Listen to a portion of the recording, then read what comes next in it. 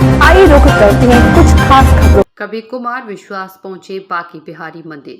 श्री कृष्ण जन्मभूमि मामले में लुटेरों के द्वारा किया गया अपकर्म का दूसरा पक्ष करे शुद्धिकरण। कुमार विश्वास युग कवि कुमार विश्वास आज वृंदावन स्थित विश्व प्रसिद्ध बांके बिहारी के मंदिर पहुंचे। कुमार विश्वास ने मंदिर पहुंचकर बांके बिहारी के दर्शन किए।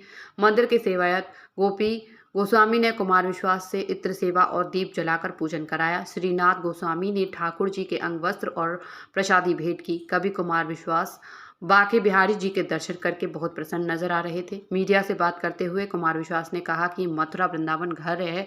कविता के माध्यम से यहाँ अक्सर आना लगा रहता है। जन्माष्टमी पर अपने अपने शाम कार्यक्रम में आना हुआ। अब अग्रवाल परिवार द्वारा आयोजित कवि सम्मेलन में फिर एक बार मौका मिला।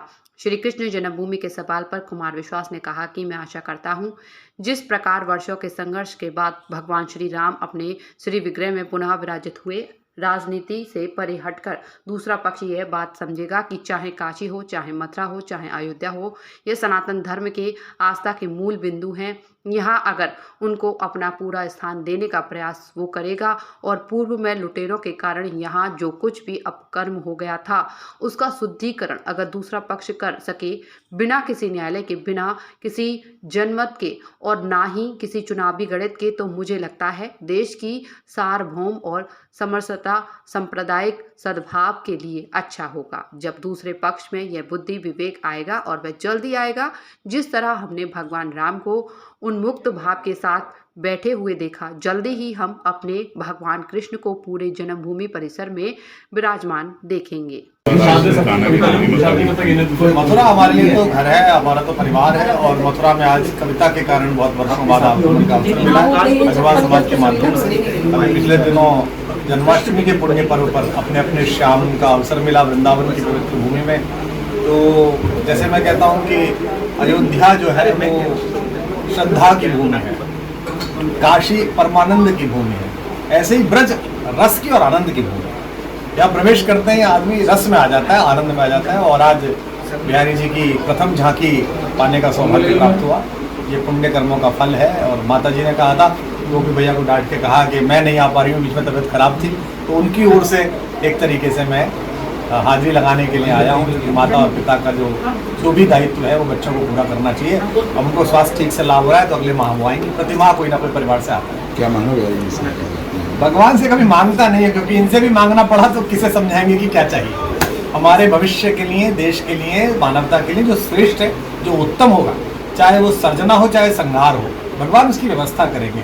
मनुष्य बुद्धि के नाते हम कई बार उसकी व्याख्या नहीं कर पाते। हमको लगता है कि दुख है, हमको लगता है कि कष्ट है, पर भगवान की जो दृष्टि है हमारे तीनों कालों में जाती हुई, हमारे भूत में, हमारे वर्तमान में और हमारे आगत में, वो सही निर्णय लेते हैं। वो पाप कराएं पुण्य कराएं, उनकी व्यवस्था है। इसलिए उनके सामने सदा पहुंचने पे कृतज्ञता से सिर झुकाइए और कहिए कि ईश्वर, जिस रज में, जिस भूमि में आप खेले, वहां मैं अपने माथा झुकाने के लिए मनुष्य रूप में आ सका।